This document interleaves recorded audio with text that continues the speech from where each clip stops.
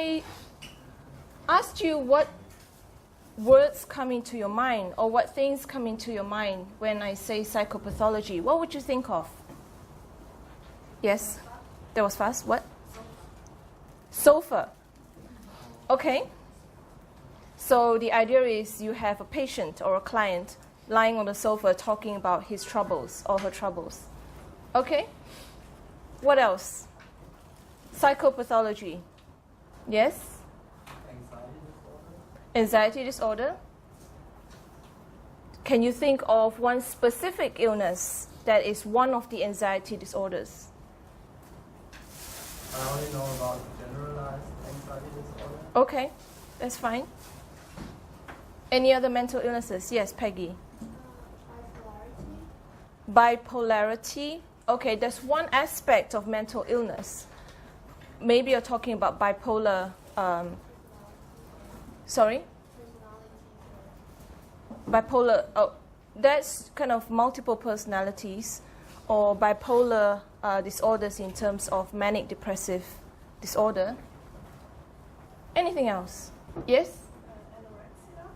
Anorexia, yes. Eating disorders are actually also considered psychopathology. Even substance abuse can also be included in the whole area of psychopathology. Okay? So let me tell you first, how is it that we define mental disorders? It's not just some random definition that we give to mental illnesses, or what is it that constitutes a particular illness. Okay? There's a specific guideline, or there are specific criteria that we follow. And currently, mental disorders almost around the world are currently diagnosed using the diagnostic manual of the American Psychiatric Association. So this is the manual that most psychologists or psychiatrists use to diagnose a mental disorder. And we usually just call it the DSM-4.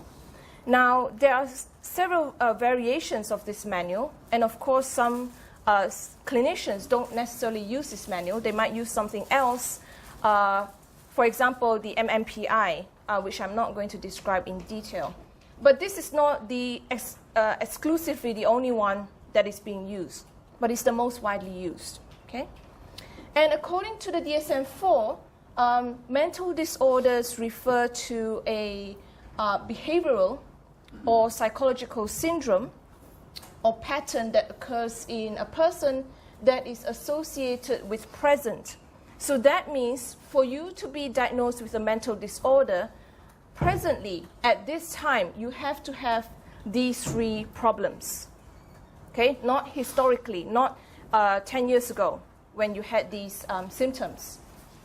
So at present, the person has to show distress to a certain extent. And distress could be physical or psychological. For example, it could be a painful symptom or a serious psychological distress or anxiety.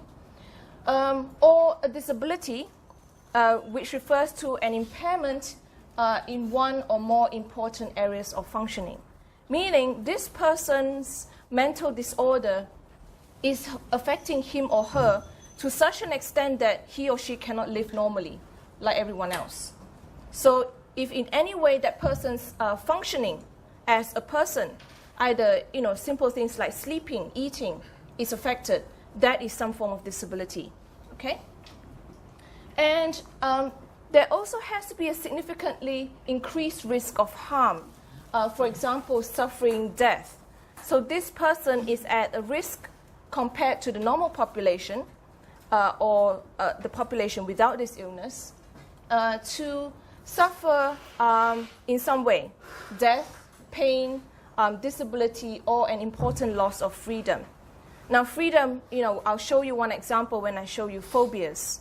I show you a documentary on people with intense phobias of some sort, very specific phobias, and why some people refuse to leave their homes because they are terrified of something in the outside world. And in this way, they lose their freedom. Okay, so the woman I'm going to show you, she's terrified of feathers. Now, if she's terrified of feathers, 羽毛, right? Then she'll be terrified of birds or anything in the bird category. Now, it's very hard to avoid birds when you go out, unless you live in a place where you are certain there are no feathery objects whatsoever. But I'll show you that example later on. Now, the syndrome or pattern, so I'm talking now about a behavioral or psychological syndrome or pattern, also must not be merely an expectable and culturally sanctioned response to a particular event. Meaning that if it's an emotional response to something you would expect to get that response. So for example, if you find someone feeling intense sadness after a family member has died, that is something you would expect. Okay, it's not abnormal for a person to feel very upset or feel extremely sad or feel extremely distressed. So there are certain events or certain triggers that we would expect people to show abnormally negative or intense negative reactions to it. And you wouldn't classify these kinds of reactions as a disorder based on what the event was that triggered this reaction. Okay? And it has to currently be considered a manifestation of the behavioral, psychological, or biological dysfunction in the individual. Meaning that if this person is showing abnormal, atypical behavior or abnormal, atypical psychological well-being, then it has to be a result of something dysfunctional in the body or the brain. Okay, so this person has to show some kind of dysfunction compared with the typical population. And one way of seeing this as well is in socially deviant behaviors. So people who set things on fire, who damages property for no reason whatsoever, who are extremely impulsive, causing harm to other individuals and other or property, for example. And you might see this as a manifestation of some kind of disorder in this person. There's something wrong going on, okay? So how common is or are mental disorders? Now, I'm not giving you prevalence specific to a country or society, but I'm giving you the ways in which we measure prevalence. So you could have statistics telling you the point prevalence of a mental disorder or lifetime prevalence. Point prevalence refers to how many people in a given population have a given disorder at a particular point in time. Meaning, I could say, well, what is the point prevalence of depression this year in 2012 in Taiwan? Okay, so I'm specifying location, I'm specifying time. I want to know at this point in time in, let's say, Taipei, what is the prevalence of depression? Is it 1 in 10 people? Is it 1 in 100 people? Okay. Now, most commonly, papers usually give us lifetime prevalence, meaning the question would be how many people in a certain population, American, British, Swedish, Taiwanese, will have a disorder at any point in their lives. So what are the chances of, for example, Japanese people developing depression at some point in their lifetime? Okay? And examples of statistics are, for example, there are 46% of the US population that is expected to experience at least one mental disorder during their lifetime. So that is the estimated lifetime prevalence of any mental disorder, not specifying one. But it's pretty high risk. It means almost half of the American population will probably need some kind of psychological help at some point in their lives. Okay? And the most common disorders in terms of lifetime prevalence are anxiety disorders, which has a lifetime prevalence rate of about 29%.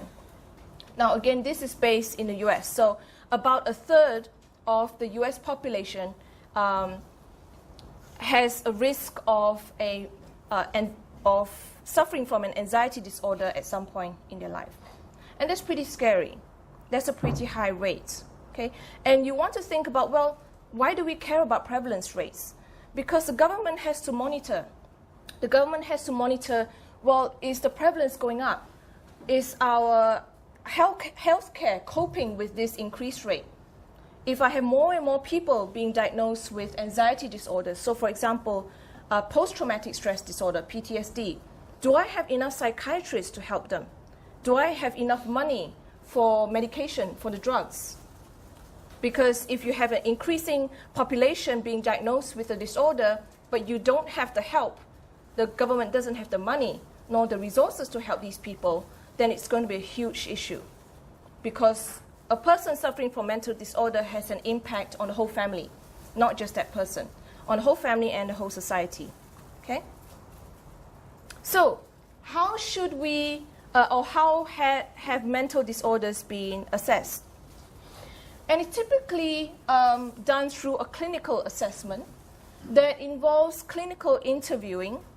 So the clinician, which I'll show you on the next slide, would conduct an in-depth interview to find out what is it that is dysfunctional in this person, what are the possible symptoms, and from these symptoms, can I make a diagnosis?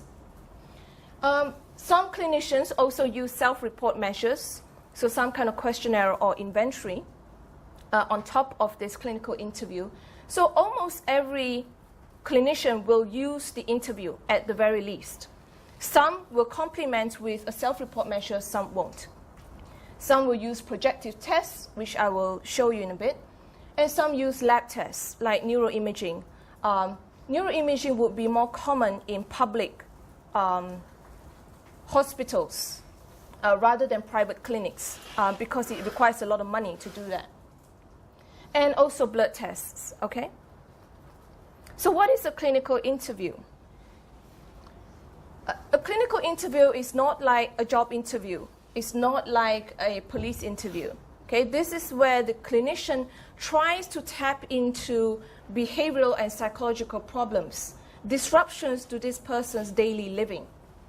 And the clinician will ask the patient to describe his or her problems or concerns.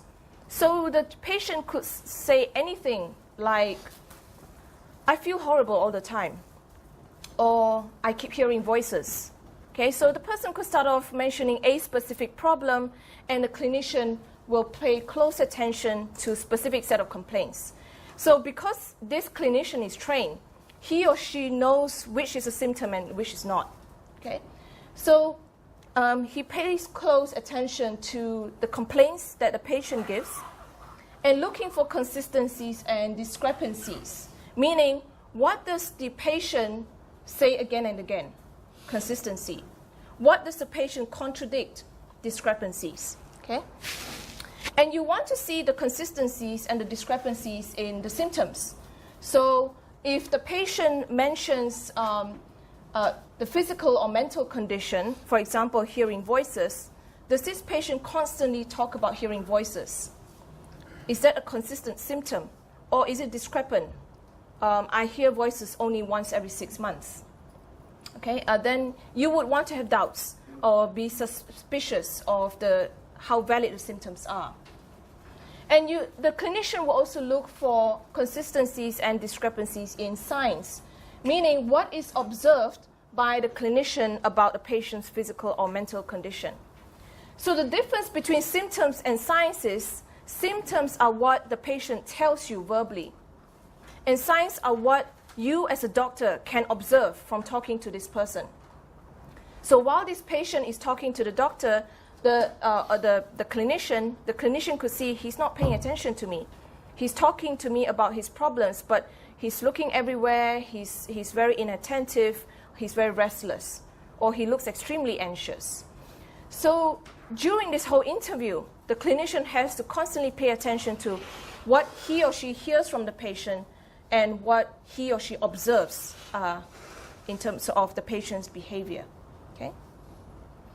Apart from the interview, it's also very common to use some kind of self-report measure just to corroborate or to support the interview result. So let's say from the clinical interview, I feel this person is most likely to be suffering from depression, but I want to make sure.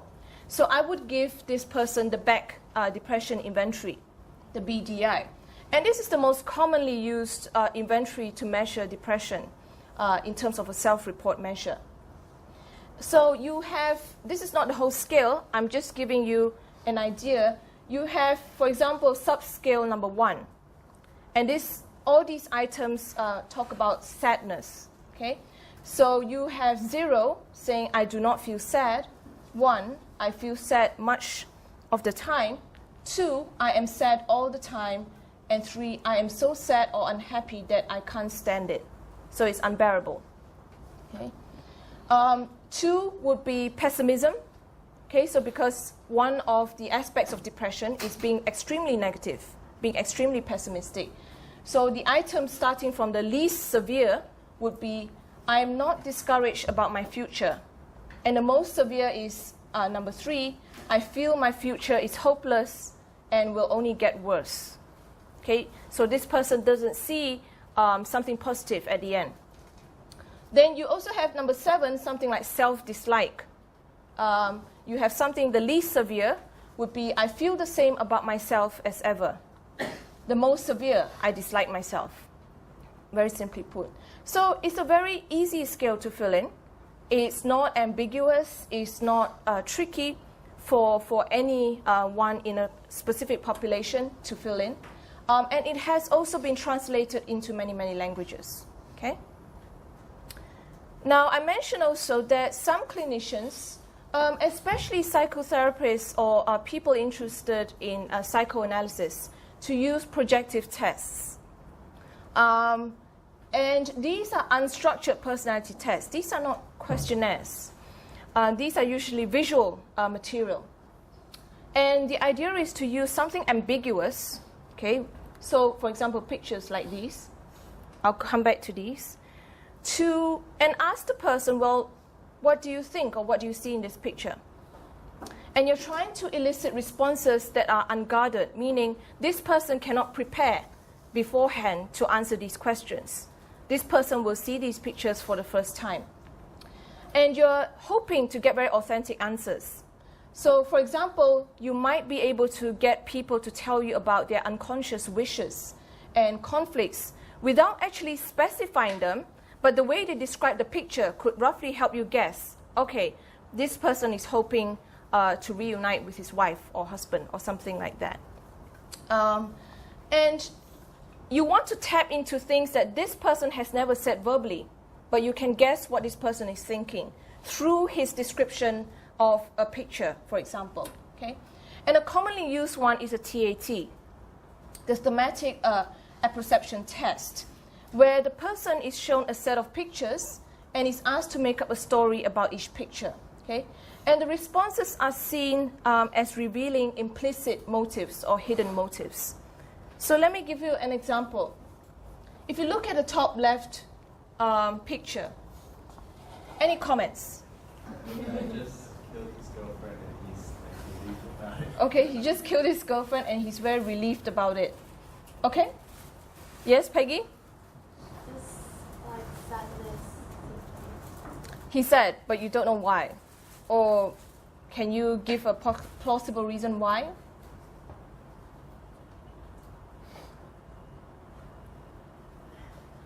Okay, yes. Maybe she's like sick or something like. Okay, so he's sad about her being ill. Possibly.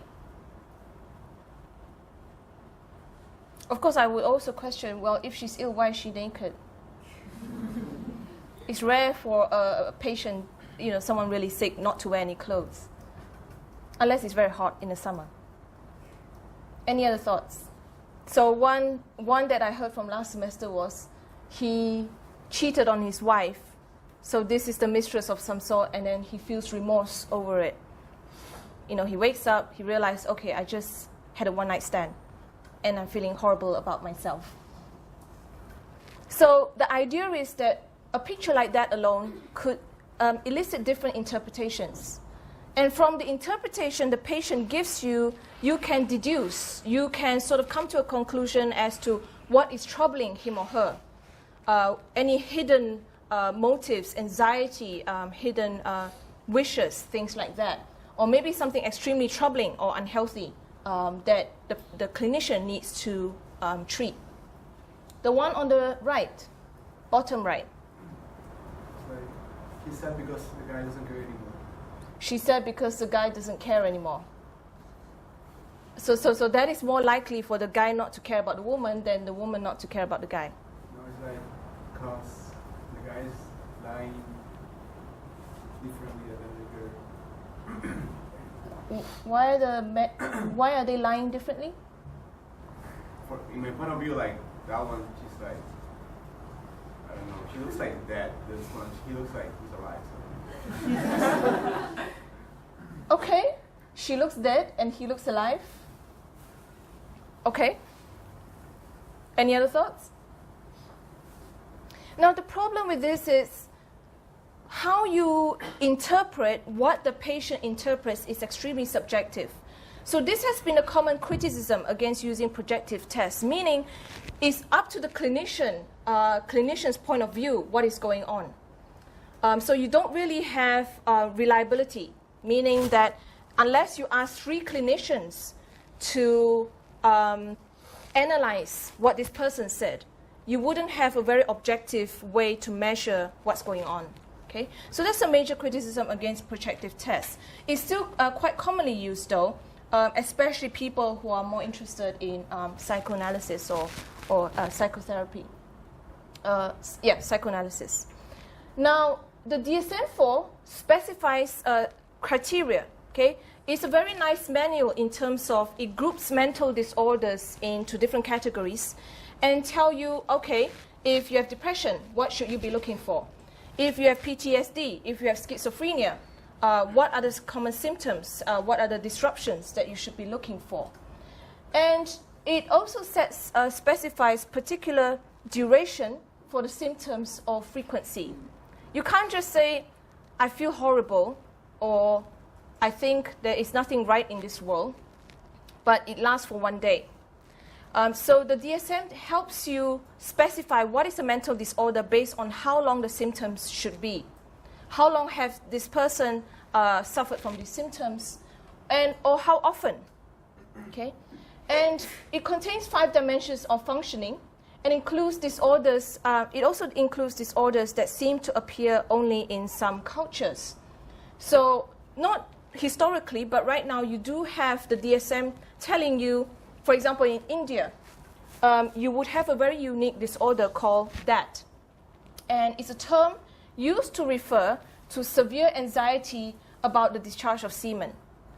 And so far, they had to specify this in India because they haven't seen this much in other cultures. But it seems to cause a lot of anxiety or distress in a person. Ghost sickness is a disorder that is unique to the Native Americans so far, meaning that Native Americans might have a disorder of some sort in which they are completely preoccupied with death. They're obsessed with the idea of death. And so the DSM-4 is more and more culturally acceptable, meaning that it's covering individual differences within across cultures as well. Now, as I said, the DSM-4 criteria do cover 5 dimensions or 5 axes. And the first one is that it considers mental disorders in terms of clinical syndromes. So examples of clinical syndromes are depression, eating disorders, drug dependence. And secondly, the DSM-4 groups 2 broad sets of difficulties into mental retardation and personality disorder. Okay, mental retardation would cover kind of like extremely or abnormally low cognitive abilities, okay, from very severe mental retardation to mild mental retardation, or we call it MR. Personality disorders are also grouped under these 2 broad sets of difficulties. Then there are general medical conditions that may contribute to a person's psychological functioning. So certain physical illnesses that would elicit some kind of psychological reaction that is abnormal. Social or environmental problems that are commonly associated with mental illnesses So for example, family. If you have certain anxiety disorders or certain anxiety disorder in a person, you want to investigate, is there anything in the family that is contributing to this? Or depression, has something happened in the family or at school that is causing this person to feel depressive symptoms? And then finally, a global assessment to assess how well this person is coping with his or her overall situation. Is this person completely helpless? Is this person still able to eat and sleep and go to work? So you want to see to what extent this illness is affecting this person's life. Is it as bad as this person cannot even leave the house? Or this person can still leave the house, but he or she needs some kind of counseling, some kind of psychotherapy or psychological treatment once a month or once a week.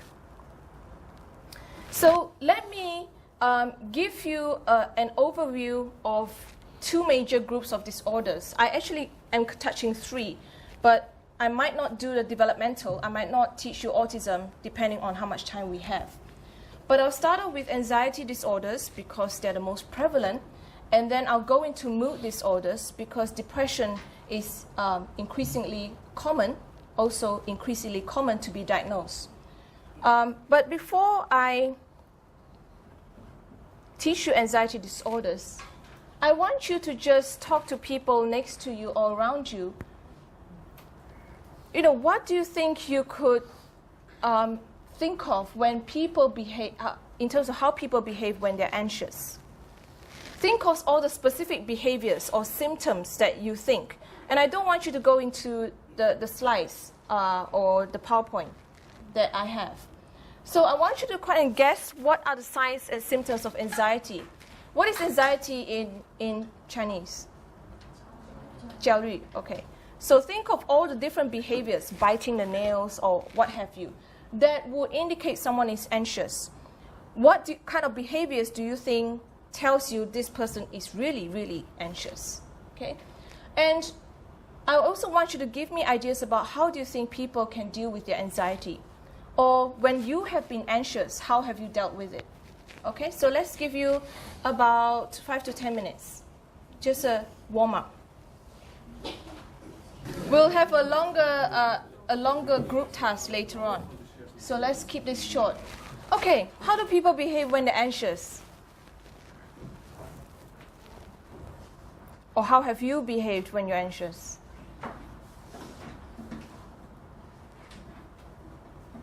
Are you never anxious?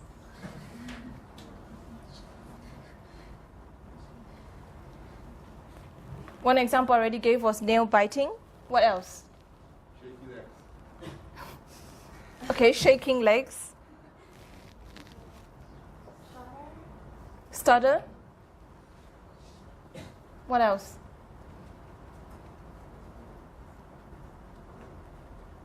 If the person is not trying to suppress anxiety, you can see so many different kinds of behaviors, right? What behaviors?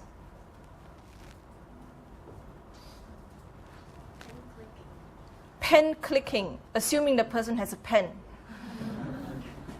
Pen clicking or fiddling with something, or constantly, playing with whatever object is in that person's hand. What else? Biting lips, not just biting nails, biting lips or biting just about anything.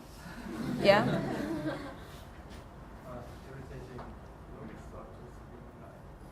Yeah, so being irritated or uncomfortable or uneasy.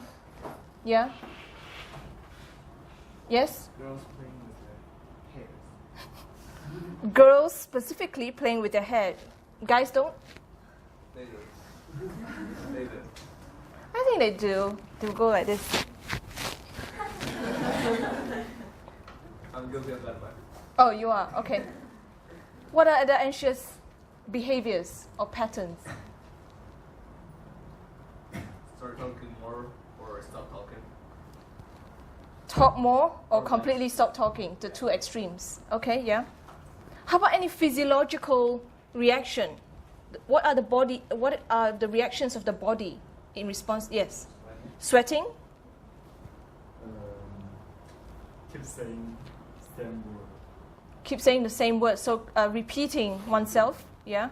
So sweating is one physiological. What else? Tremors. Tremors or trembling, Yeah. yeah? Turning red. Turning red or green or white. One of the most anxious moments I had was when I sat for my violin exam. And this was a very important violin exam to me. And I vomited. I was so anxious. I was so nervous. I threw up in the bathroom and I completely turned pale. And I just barely passed my exam, but I was that anxious. So there's another physiological response. Any others? Headache. Headache or some kind of migraine? Any other behaviors? How might people deal with their anxiety? So let's say you have been anxious before, right? How do you usually deal with your own anxiety? What are the self-coping or self-regulatory mechanisms you, Eat. Okay, that's a good one. You eat any specific thing? Sorry? Okay, junk food, right? Yeah? Or go for a jog. Go for a jog. Oh, that's healthy. I don't think most people do that. Yes? Chewing gum. Chewing gum.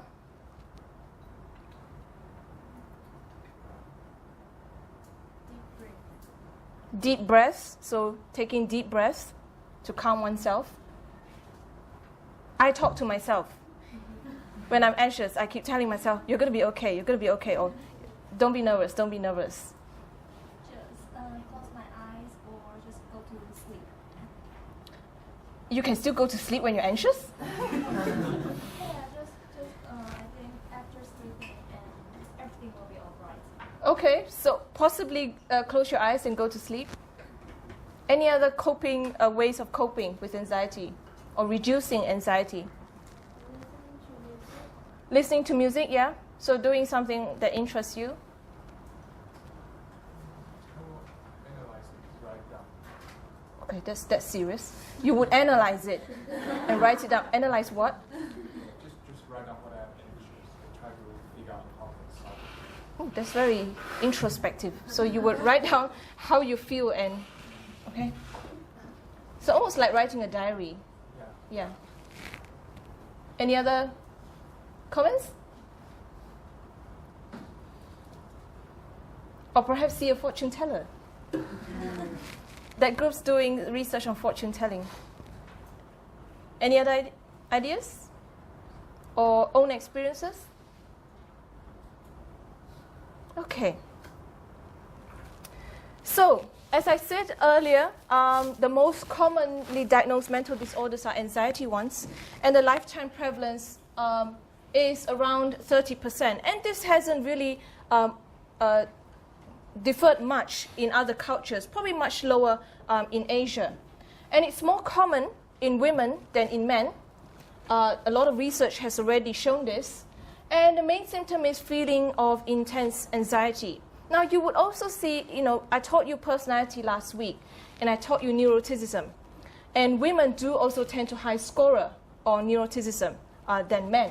So you can already see a kind of a relationship there. Or you would already guess that women would be more at risk for something like an anxiety disorder. And a person with an anxiety disorder will often take steps, usually steps or strategies that are extremely disruptive to their lives and often unsuccessful. So a person who's extremely anxious about, who has social anxiety, who is terrified of meeting people or having to interact with people, would completely isolate themselves from people.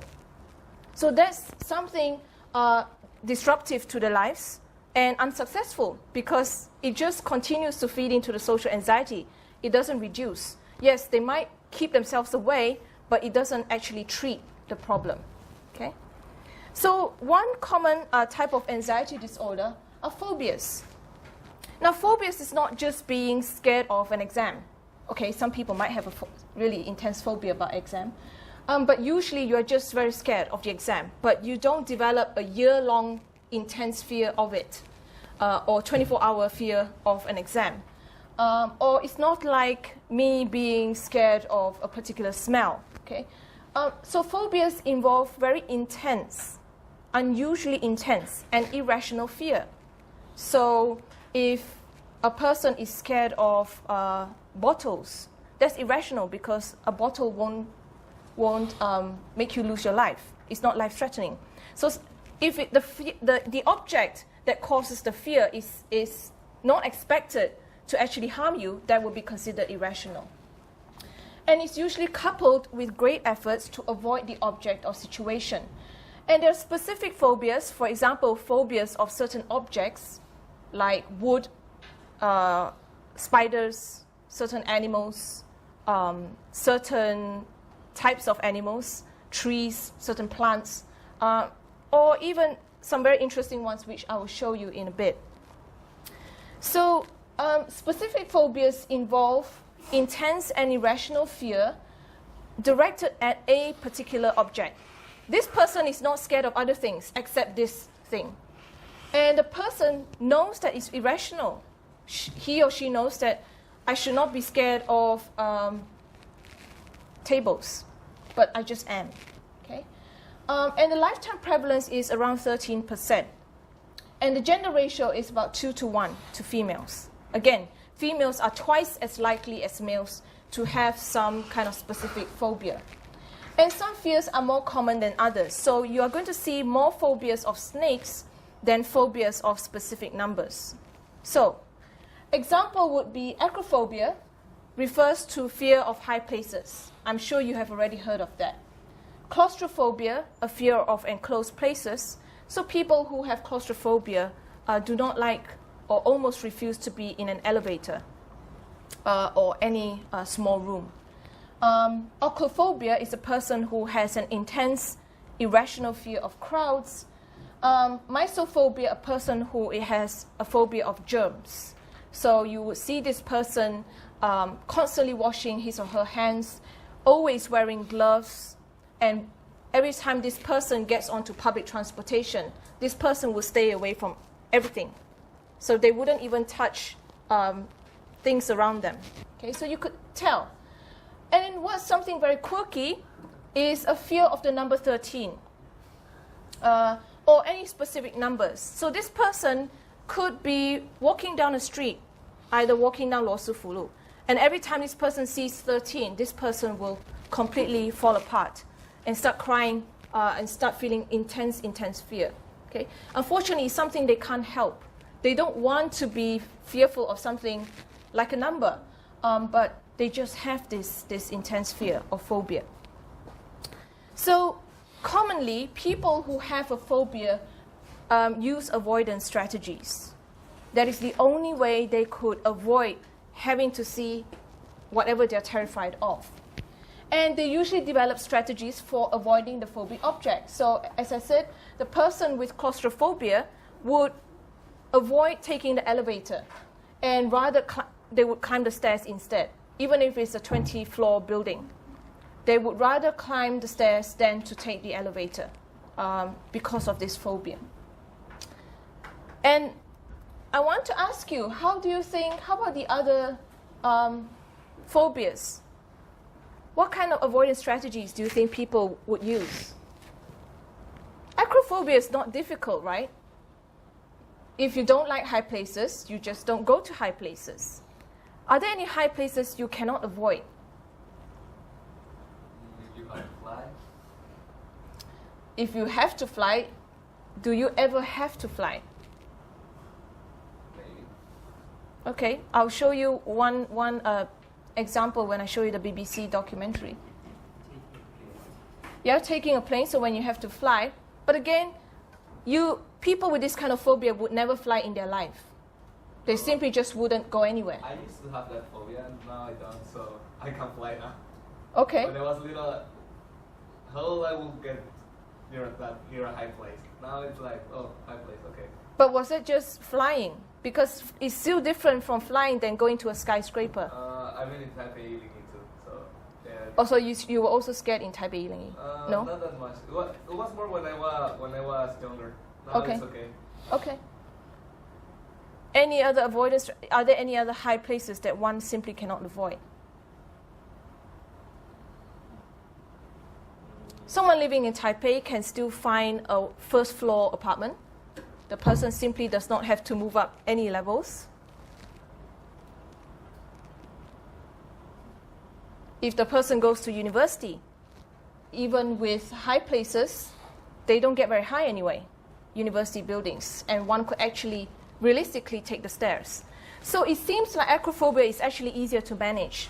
And then perhaps, high places, not stairs and elevators. That's more for claustrophobia. How about oculophobia? Avoiding crowds. So this person can only go out in the middle of the night, or can we think of any other time when there's hardly anyone outside? Sorry? Stay in your room, yeah, so they would completely avoid going out. But let's say we're trying to get them to go out. Those people shouldn't live in a city, rather in Well, of course, yeah. or in a village where, like, even during daytime, there are not that many people on the streets. Yeah, so for example, in those very isolated farmhouses where you won't see another human being for a few miles. Yeah, so living in the outskirts or very isolated areas, things like that. Mysophobia, this is very tricky. So this person will wear gloves, wear the mask, washing hands all the time, bathing a lot, taking showers a lot to make sure this person is not in contact with any germs. Any other avoidance strategies? I know someone was, I think, a mild version. She doesn't touch anything with her hands. It's basically just Right, yeah. pushing doors open with the elbows. Yeah. Some people don't touch anything with the hands. They push doors open with their body. So they're very particular about their hands getting germs on. I know there are some with intense phobias where they would build a tent inside their home and they sleep inside this tent. And it's a very clean tent because they basically try to minimize the amount of contact with any possible bacteria or germs.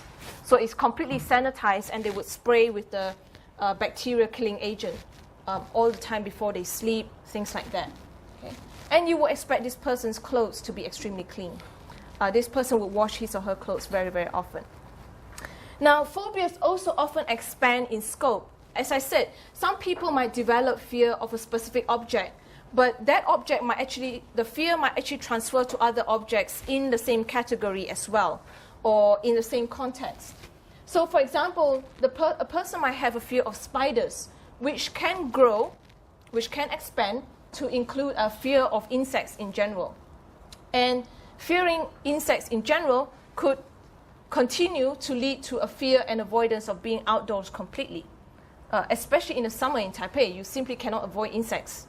Am I right? So you can see a fear of spiders completely expanding to a fear of outdoors. And that's pretty drastic. Okay. Now, social phobia is also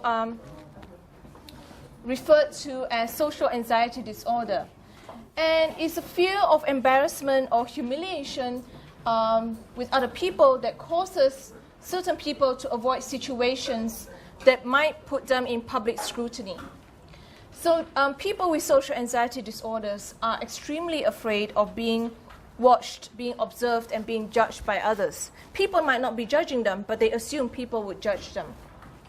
And they're extremely concerned about negative evaluations as well as positive ones. And social anxiety disorder is very common among victims of bullying, for example. Children or teenagers who have been constantly humiliated in school. So that might be a trigger, for example. There is a lifetime prevalence of social phobia of around 13%, and it's equally prevalent for men and women. Okay? And it typically emerges in childhood or adolescence, and usually is caused by some kind of a negative event at school or in a neighborhood, etc., where this child feels intense fear of being with other people. And it may be accompanied by other anxiety disorders or depression. So the fears may be limited to one type of situations. For example, some people might have a social phobia of speaking in front of others. Some people might have a social phobia of writing in front of others, but not speaking in front of others. Some people might even have a social phobia of eating in front of others. So there might be specific types of public behaviors that this person has a phobia of. The fears can also be generalized to many different situations. So, not just eating in front of others could apply to every context. Eating in a restaurant, eating in a canteen, sometimes even eating with other family members. Okay? And people who have social anxiety or social phobia would avoid situations in which they have to be in public scrutiny. So they will avoid public speaking or public performing because they think others will think they're stupid or useless or inept or incompetent. Or they will not eat in restaurants for fear, not fearing people will humiliate them, but they fear they will choke on their food and humiliate themselves. So they think of all kinds of scenarios where something will go wrong when they're among the public. And when they're forced into unwanted situations, some children or adolescents with social phobia may use alcohol or drugs. So substance abuse or dependence is a real risk. So for example, if you put someone with social phobia into a party, for example, a teenager, the teenager might start drinking a lot to calm him or herself down or to avoid public scrutiny by being completely unconscious, for example. So those are the anxiety disorders. Now, I will come back to the three cases just now and show you the interventions, the kind of treatment that three of them went through. So the first one, who has an intense fear of feather, I'll show you how the kind of therapy she got. And then the one who feared flying, and then finally the one who went for flooding therapy. The next set of mental disorders are stress disorders. And it's a category of anxiety disorders triggered abruptly by an identifiable or horrific event. So identifiable event means this person can tell you about that event. This person knows what event caused this kind of stress. So classic examples are, for example, the 9/11 incident, any wars, or the earthquake in Taiwan, the Japan tsunami. And these are major public events. You might also have very personal traumatic events. For example, child abuse, physical or sexual abuse, witnessing a violent crime, for example, a brutal murder. Rape is also commonly associated with a stress disorder, or physical assault. And the more severe the physical assault, the more severe the stress. So probably the most commonly talked about, and the one that you might have heard most about, is PTSD. And post-traumatic stress disorder has a lifetime prevalence of about 7%, and is more likely in women than in men. And there are 5 core components, according to the DSM-4, as to what PTSD relates to. First of all, the person must experience a traumatic event. Okay? It cannot be any random, unemotional event. It has to be something traumatic. And it has to be a traumatic event that qualifies as a stressor, a traumatic stressor. And it's possibly one that is either objectively or subjectively related to threats of life or physical integrity. So objectively related to threats of life would be someone actually, or this person being in a car accident. So it was objectively physical threat to life. Subjectively meaning this person might be constantly threatened by another person, that I'm going to kill you. So for example, a woman who is being abused by her husband or being hunted by her husband, and she's constantly fearing for her life. She doesn't know when she's going to die, and the person hasn't actually done anything to her. But just this psychological torture. Or it could be also threats to physical integrity, so injuries, etc. So that's the first component. You must have a traumatic event that is a significant traumatic stressor. Then there are 3 symptoms clusters that must be present in a person to be diagnosed with PTSD. So the person must have at least one re-experiencing symptom. Now, a re-experiencing symptom would be things like recurrent and distressing memories. So this person is constantly replaying the event in his head or her head. So either replaying of the distressing memories or thoughts of the event, or physiological reactivity to trauma reminders. So every time this person goes back to thinking about this event, for example, child abuse, this person would feel intense fear, either sweating, having nightmares, or heart beating very fast, or feel suffocated, for example. Then the person also has to have at least 3 avoidance symptoms, not just 1, but 3.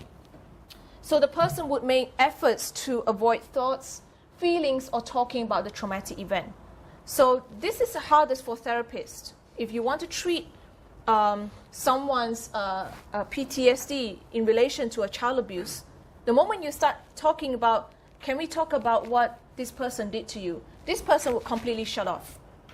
Okay, so this person would try to avoid talking about it, try to avoid feeling anything about it, or thinking about it.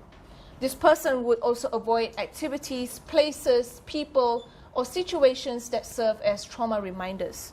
Do you think you could give me examples of someone, let's say physical assault. Okay, let's say we have a case of someone suffering from PTSD as a result of a physical assault. How would this person avoid activities, places, people, situations? What kind of activities, places, people, situations would this person avoid? So let's say this person was physically assaulted during a blind date in a bar. Okay? What kind of avoidance would this person show? Avoiding going to any bars, for example, avoiding any type of blind dating, or any activities that might put this person in a bar situation, avoiding people similar to the person who assaulted him or her, or situations that maybe they fought over a woman. So maybe this man would avoid any situation where there is competition for a woman. So if he's dating someone and he knows very well there's another guy involved, he might completely avoid that situation and break off with the girl, for example. But there are lots of extreme avoidance strategies as well, okay, not just the ones that I've mentioned.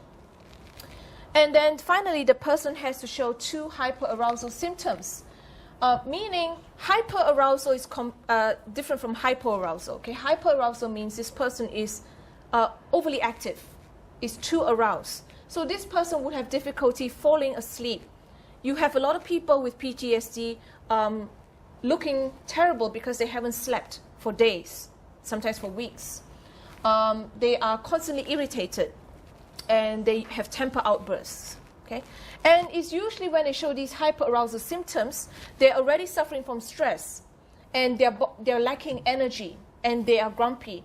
And it's when you see, news on the TV that someone suffering from PTSD committed a socially deviant behavior or criminal behavior, for example. Then finally, the symptoms cluster, so these are the symptom clusters, must be present for at least a month. You can't diagnose someone for PTSD if that person has shown it for a week. Okay? You must see the symptoms for at least a month, or it must have happened for at least a month, and it must cause functional impairment in social living. So meaning a functional impairment in social living means this person can't interact with people normally. School, this person cannot go to school anymore, or skipping school, or cannot function properly in school. Family, this person doesn't seem like a member of the family anymore. Health, this person, as a result of these symptoms, especially the hyperarousal symptoms, this person's physical health has completely been damaged. So the person might have to be hospitalized, for example. Or another important area of daily living, like work. okay, school or work. Okay, I'm going to skip the trauma industry here. It's quite a long one, but I won't touch too much on PTSD because it's something that you're more likely to know about.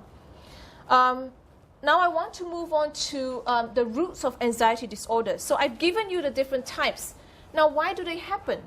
What are the possible causes? And one very important thing to note is that it's extremely difficult. It involves a lot of research to tell us what are the biological and environmental causes of a particular disorder. Why? Because it's very common for comorbidity to happen. Comorbidity refers to the co-occurrence of different disorders, meaning it's highly possible for one person to have more than one mental disorder at the same time. So how would you establish cause and effect? You have to make sure you isolate both and you find the basis for each separately. And you don't just say, well, the amygdala is involved in this disorder, but we're not sure. Maybe it's also involved in the other one. Okay, so comorbidity makes it difficult. So having one of the anxiety disorders, like phobia, social anxiety, does increase the likelihood of having another anxiety disorder, either having two phobias or two types, social and specific, or PTSD and another phobia. And more than half the people with one anxiety disorder will at some point in their lifetime have some other anxiety disorder. Now, there are genetic risk factors, and a lot of research has focused on this, finding out the heritability of different mental disorders.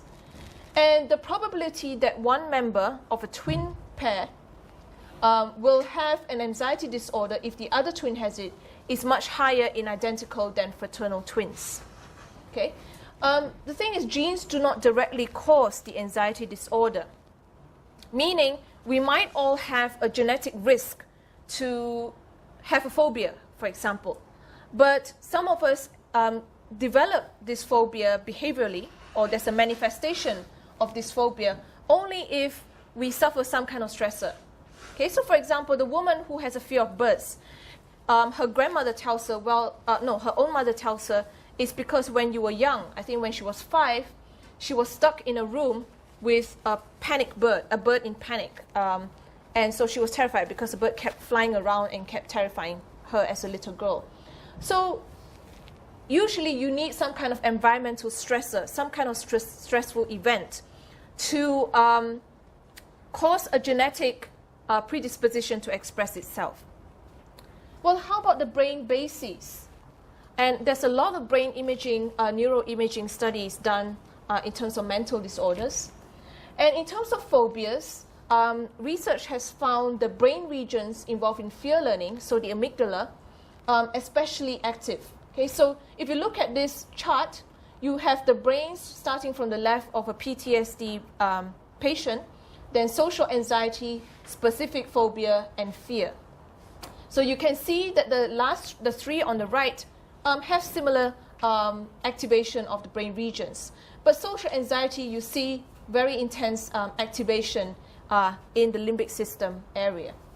Now, in terms of PTSD, you have hypoactivation, meaning lower or less activation in the prefrontal regions associated with emotional regulation. So basically, for people with PTSD, they can't regulate their emotions well, also because there's not enough activation there. Okay? Psychological risk factors. Psychological maltreatment, for example, child abuse is a common risk factor, and experiences that condition a person to the phobic object. So all the fears that we've seen, the woman feared feather because that event kind of conditioned her to develop fear for a bird and then feathers.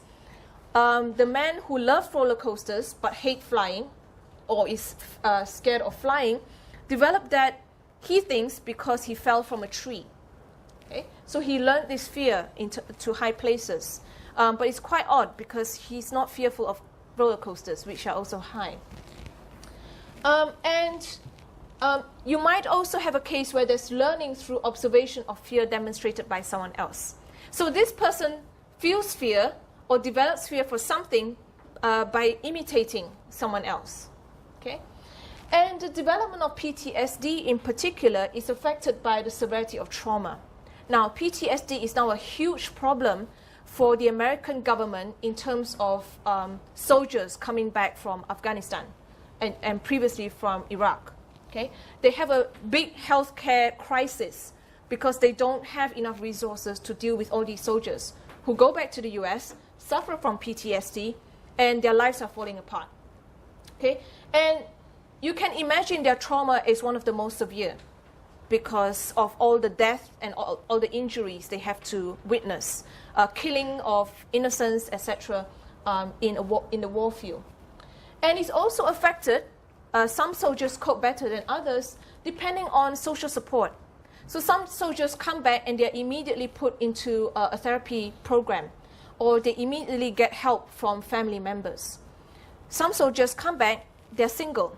They don't have family members, they don't live with family members to check on them, to find help for them. Because some of them don't even find help themselves. So it's very important that family members or friends help them get help.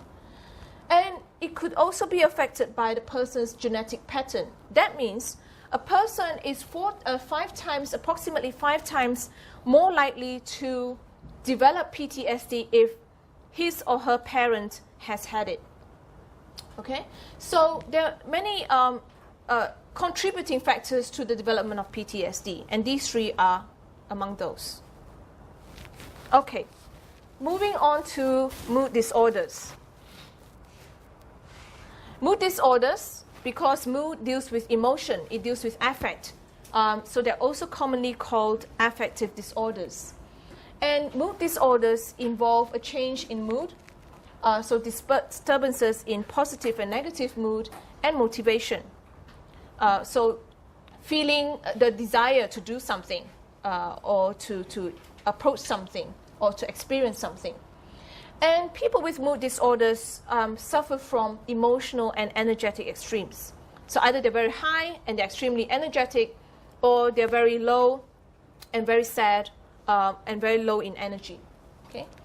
And there are two major types. I will actually only touch on depression and not bipolar disorder. So I'm sure all of you have heard at least once in your lifetime about depression. And depression on its own, so different from bipolar disorder, is unipolar. It's at one extreme, meaning disorder puts this person at a very emotional low level, okay, emotionally low level, and negative emotions. And it involves depressed mood or loss of pleasure. So some people might show milder depression, where they have a depressed mood, but they still have some kind of desire for pleasure. You might have some people who have both. Those are the most severe cases of depression. And the lifetime prevalence is scarily much higher in women than in men. 7 to 12% for men and 20 to 25% for women. And the higher prevalence in women has been attributed to, for example, the fact that, or the finding that women tend to overthink things or constantly think about the same thing repetitively. Now, if they constantly think about something negative repetitively, that would contribute to a depressive episode or depression. Okay? So let me give you the symptoms of depression. And I want you to pay attention to this because I want you to do something for me in a bit. Symptoms of depression includes a person focusing, okay, centering on feelings of sadness. This person almost has no ability to feel happiness. So this person has intense feelings of sadness, hopelessness. Okay? Remember Seligman's dog study, helplessness, that you wrote about. Broad apathy about life. Apathy means don't care, completely impassive, completely uninterested in all the pleasures of life. And this person loses interest in eating, hobbies, sex, almost everything. So a common behavior you see is this person stays in bed all the time. This person is unable to get out of bed. There is no reason to get out of bed. Okay? And the depressed feelings last at least 2 weeks, and are accompanied by other symptoms such as insomnia and feelings of worthlessness. They feel they're not worth anything in this world. And this is when worthlessness might be related to being suicidal. Okay? And many also experience anxiety. And 20% of people with depression also have psychotic delusions in terms of unshakable beliefs. So, for example, this person might have extreme sense of worthlessness, guilt about unspeakable sin. So they keep saying to themselves or telling people, I've done the worst thing in the world. I deserve to die. I'm nothing. That I wrong the world. Things like that. Or hearing voices about punishment, meaning this person would tell you that, someone's telling me that I am going to be run down by a car, for example, because I did something wrong. But around 20% of the major population of those with depression would have psychotic delusions. And those with psychotic delusions are usually the ones with more severe depression. Okay, you wouldn't expect to see psychotic delusions on those milder cases. And there are also cognitive deficits as a result of having depression and also as a symptom of depression. Disrupted attention and working memory are common. And physical manifestations. So because the person has no interest in anything, the person would have a loss of appetite, weight loss as a result of not eating, weakness as a result of not eating, and sleeping, fatigue, poor bowel functioning, because this person is not eating well. The digestive system deteriorates. Sleep disorders and loss of interest in sex, things like that. So these are the symptoms of depression. I want you to try and remember them. And then the age of onset of depression. Okay, historically, if several decades ago, people wouldn't even talk about depression in children. People used to think it's not possible for children to be diagnosed with depression, but we would see it in adults. But now we are moving the age back further and further. Okay, so now you might have childhood depression scales for parents to fill in when they find their children are showing abnormal episodes of negativity, etc. And it most commonly begins in adolescence. Okay, so if you diagnose an adult with depression, you're most likely to find out this person has a history that goes back to high school, that you have already started seeing some negative or depressive symptoms in this person in adolescence. And it just continues through adulthood. But it can emerge in the elderly, meaning you can also diagnose an elderly person with depression without much of a history. And likewise, you can diagnose a child as well, depression. And I worry about childhood depression because I worry there's too much stress and pressure on children nowadays, educationally. And I feel we get more and more children suffering from depression because of that, because of competition and pressure. Now, some symptoms of depression in adolescents are expressed in teenage form. So, for example, despair. You might not see an adolescent showing a lot of despair just by sitting there and being very upset. You might see it in terms of substance abuse. So if I get a few teenagers abusing drugs, alcohol, sniffing glue, for example, I might want to evaluate this child for depression because it's a common way to escape or it's a common symptom associated with despair. Apathy about life. If the adolescent skips class a lot, then that might be an indication of completely being disinterested in everything. Because usually for many teenagers, school is a fun place to be, compared with home, for example. Irritability. So you would see adolescents being very belligerent or defiant. Belligerent would be something like, would mean being very aggressive or unusually aggressive, verbally or physically. Okay? So why do we, what do we understand about the basis, the reasons, the roots of mood disorders such as depression? Again, there is a good concordance rate, a genetic basis, And the concordance rate, meaning the two twins having it, okay, there's a match, is roughly 2 times higher in identical twins than in fraternal twins. But there are separate inheritance pathways, meaning the heritability for unipolar and bipolar are different, are separate. They don't really share the same heritability rate. Brain basis, very important. A lot of research has tried to find out how can we cure depression, how can we treat depression, what medication can we give. But to find that out, you need to find out what's wrong with the body, and then you try and focus on that. So research has found that 3 neurotransmitters are critical for mood disorders: norepinephrine, serotonin, and dopamine. So norepinephrine usually is involved in helping the body recognize and respond to stress.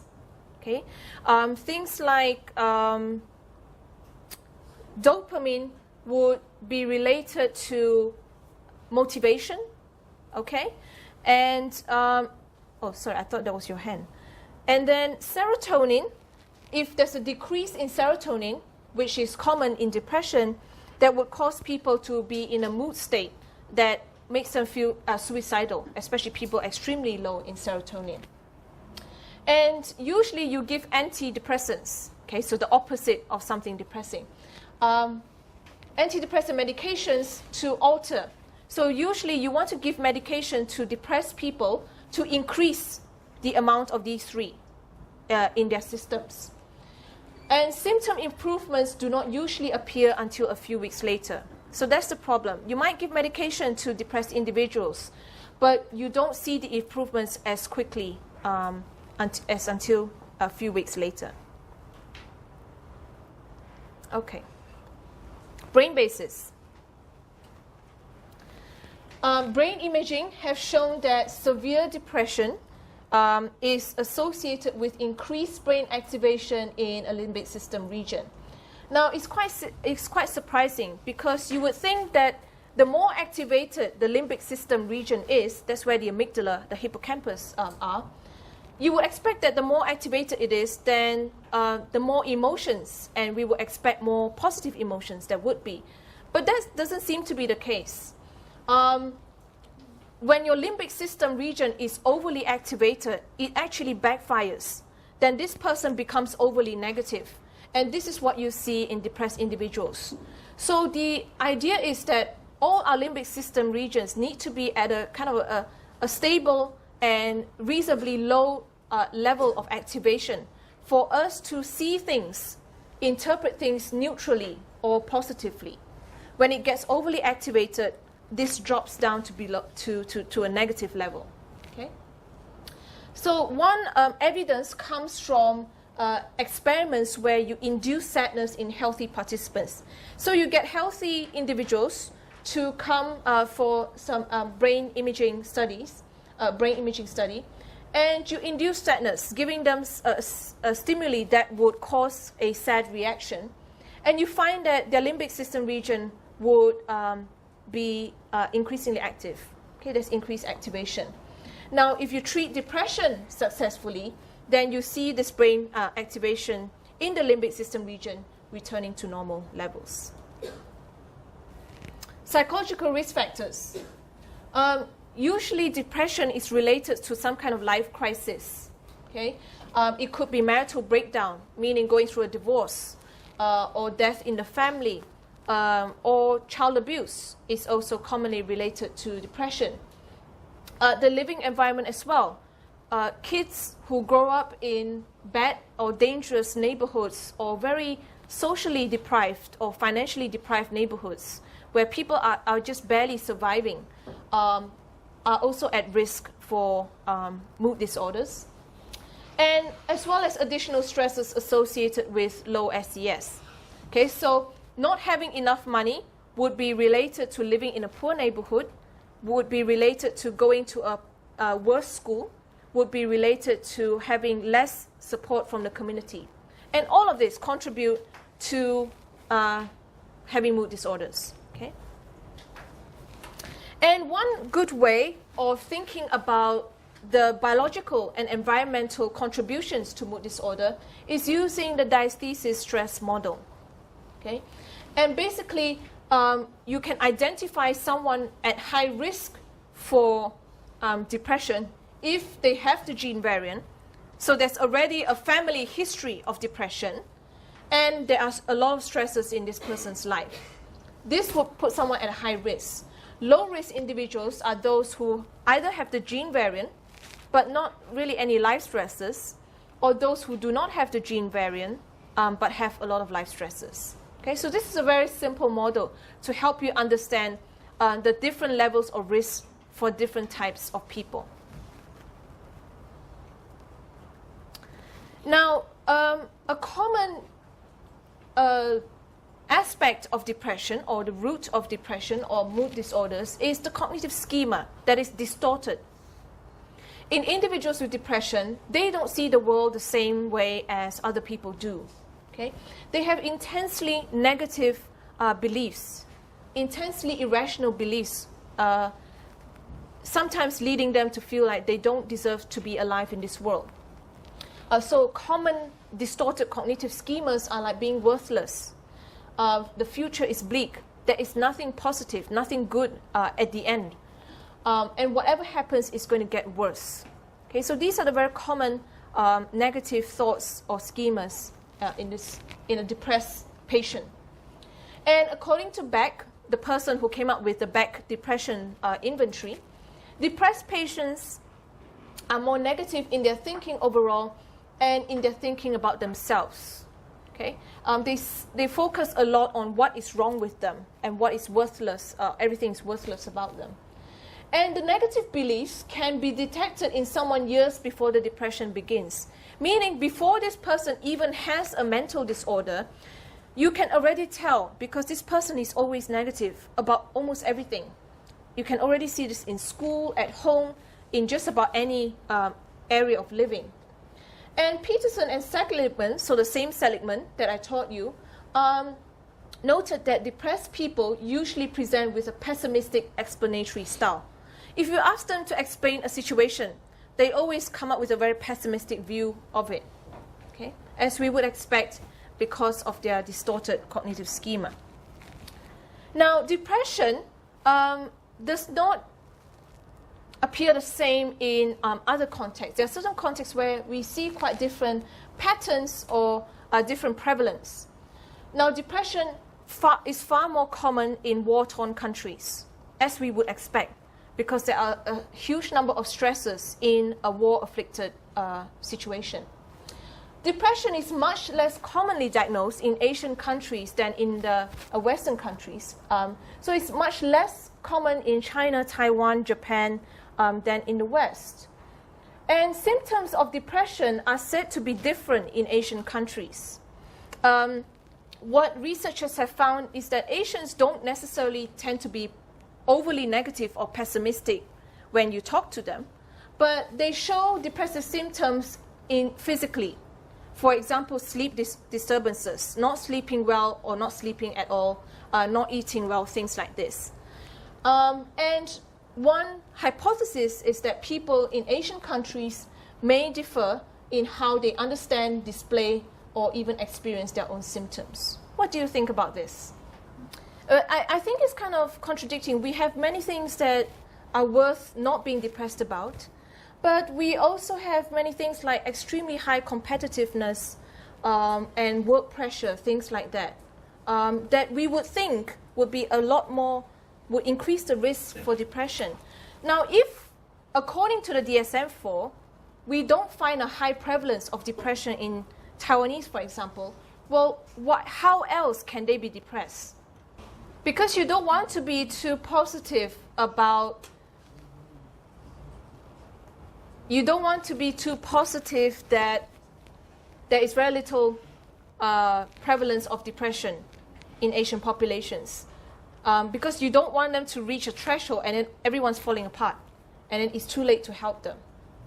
So what are the symptoms that might cause, Asian people to have something similar to depression but not depression itself is the big question. Okay? All right, I'll kind of whiz through because I want you to do something fun for me.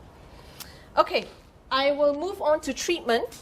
And there are so many types of treatment options, but I'm giving you the major approaches, not specific programs. Now, the clinician, psychiatrist or psychologist would choose a treatment targeting a specific cause. Okay? So one could use psychological treatments or biomedical treatments. And psychological treatments are those, for example, that make you think of a sofa. Biomedical treatments obviously involve some kind of medication. And psychological treatments alter psychological and environmental processes.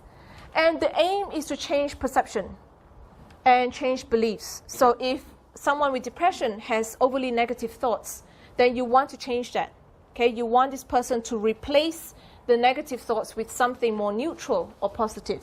So common would be talk therapy, just talking and talking and talking, and finding out what this person is troubled by or with, and you trying to change this person's attitude or thoughts, which is crucial, especially if this person is suicidal.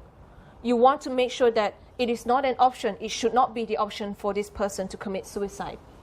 Biomedical treatments, on the other hand, work at the biological processes. So if there's a neurotransmitter involved, we give a medicine to increase or decrease. Or you administer medication, so you administer medication or you do some kind of neurosurgery. If there's a particular brain region that requires to be surgically removed or reduced, etc. So let's start with psychological treatments. And the most common therapy is CBT, cognitive behavioral therapy. Quite understandable from its name. If it's cognitive, you work at the cognitions, thought processes, sometimes memories. Behavioral, meaning you want to work at the behaviors caused by that cognition as well. And the reason why cognitive behavioral therapy is useful is because a lot of mental disorders are related to dysfunctional cognitions, dysfunctional thoughts, irrational thoughts. So for example, depressed people have negative beliefs about themselves, the world, and the future, and they have distorted thought processes. Okay? Meaning that they think about things in a negative way when there's no need to be negative. So an example of a negative belief about the self is that I'm unlovable, or I'm worthless, or I am nothing. Negative beliefs about the world. It's a cruel world out there. It's a world I don't want to have anything to do with. About the future, things are only going to get worse. There is nothing for me, nothing left for me. Okay? So you might have 4 different types of distorted thought processes. For example, all or nothing thoughts. So you might have, I don't want to use a politician, but for example, a student who lost an election to be a, what do you call that, student leader of some sort. And the person might think, well, now that I've lost the election, I'm worthless. It's just a very simple failure. It's not a big deal, but this person transfers this failure to just about everything in terms of how worthy this person is. Overgeneralization. I lost my car keys, and that's just like me. I lose everything. I'm terrible. I'm useless. Disqualifying the positive. My doing well on the test today was just a fluke. It was just chance. I was just lucky. Not really putting effort into the equation. Emotional reasoning. I feel it, therefore I know it's true. So these are the 4 major types of distorted thoughts that a cognitive behavioral therapist would work on, would try to address. And how would the person try to address this? By restructuring. So it would involve some form of mental health counseling, talk therapy. And it helps the client or patient become aware of inaccurate or negative thinking. So tapping into a specific negative thought, for example, I am unlovable, and helping this patient become aware that, well, your belief that you are unlovable is inaccurate. because your family loves you. Providing the evidence to this person that you are wrong in thinking you are unlovable, or any negative thinking. And it focuses on patterns of thinking that are maladaptive, that does not help this person feel better, and the beliefs that underlie such thinking. And the therapist would constantly teach strategies for keeping certain thoughts readily available. I will show you some examples of that when I show you treatment for the 3 cases earlier. And a therapist would also constantly challenge someone with beliefs, someone's beliefs or habits of interpreting the world. So if the person says, there is nothing left for me, the therapist would challenge this belief. Say, no, there's a lot left for you. Your mom wants to do this with you in the future. Your mom wants to take you to Turkey for a holiday, things like that. Coming up with plans for the future, telling this person what you're thinking is not true. Outright efforts of persuasion and confronting maladaptive beliefs. Now, the important characteristics of the CBT approach is that it's present focus, meaning that in CBT, the clinician works on the problems that are present at that time, not trying to work out what this person was feeling 5 years ago. So they try to work on present symptoms, and they're concerned with identifying and solving problems the patient wishes to address. So if the patient says, I want to stop feeling completely uninterested in work, I really want to go to work, but I just don't have the interest, so I can't make myself go to work, then the clinician could work at that, solving that problem that is most important to that patient. For some other people, work might not be as important. You could have a mother suffering from depression, and she says, I want you to help me have a better relationship with my children. Then the clinician would work on that aspect the most, okay, not work. These are highly structured sessions, meaning the clinician has a concrete plan. Today we're going to work on this belief. You are going to go home and practice thinking this positive thought. Tomorrow we're going to work on this belief, etc., etc. So it's structured, it's organized, it's planned. And the patient is expected to work on this, practice new skills or new ways of thinking.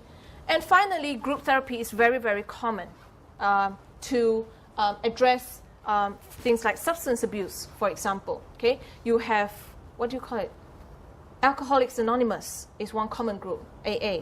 Okay, I know it's actually personal to tell people your weakness. My dad, he's a soldier, but he's terrified of rats. 老鼠, or mice or rats.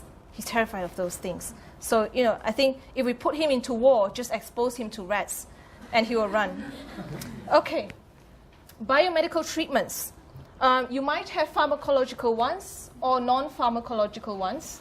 And pharmacological ones, aptly named, are medications that alter information flow at the synapse, for example, altering neurotransmitters, influencing thoughts, feelings, or behaviors. Non-pharmacological ones, you would directly manipulate the nervous system, the brain, via surgery or electrical or magnetic pulses. So if you go back to when I taught you brain and the nervous system, and I show you that video on TMS, transcranial magnetic stimulation to treat addiction, to alter the brain waves, that would be an example of a non-pharmacological treatment. So examples of pharmacological would be antidepressants, which are medications designed to counteract depression. So these might be selective serotonin reuptake inhibitors. So for example, Prozac, Zoloft, and Paxil. So you prevent serotonin from losing for this depressed individual. And that's why this person has a low serotonin level. So it increases serotonin turnover in the brain, increasing the availability of serotonin for example, depressed individuals. And the beneficial effects, unfortunately, emerge only after the drug is taken for a month or so. Now, there are debates over this because you don't want the effects to be too quick, worrying that it might have be more damaging on the body if it's too quick. And there are side effects with antidepressants, including weight gain, nausea, diarrhea, insomnia, loss of sexual desire or response, and if overprescribed, there is a possible risk of addiction to the antidepressant.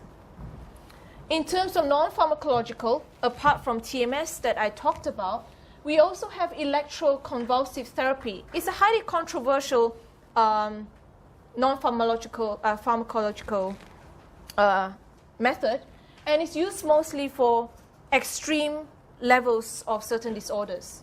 So, for example, severe depression. And the idea is to pass a brief, moderate electric current through the brain of the individual to produce a seizure, a convulsive seizure. And patients are given short-acting anesthetics and muscle relaxants to cope with the pain.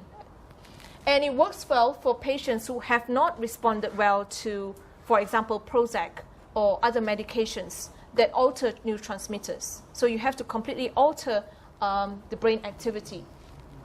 Now, the effects are quicker, but there are risks as well.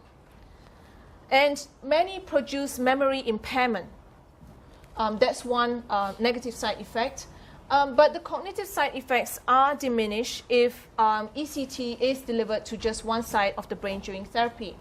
It's controversial and is generally reserved for extreme cases. So either the medication has failed or there's a serious chance of suicide.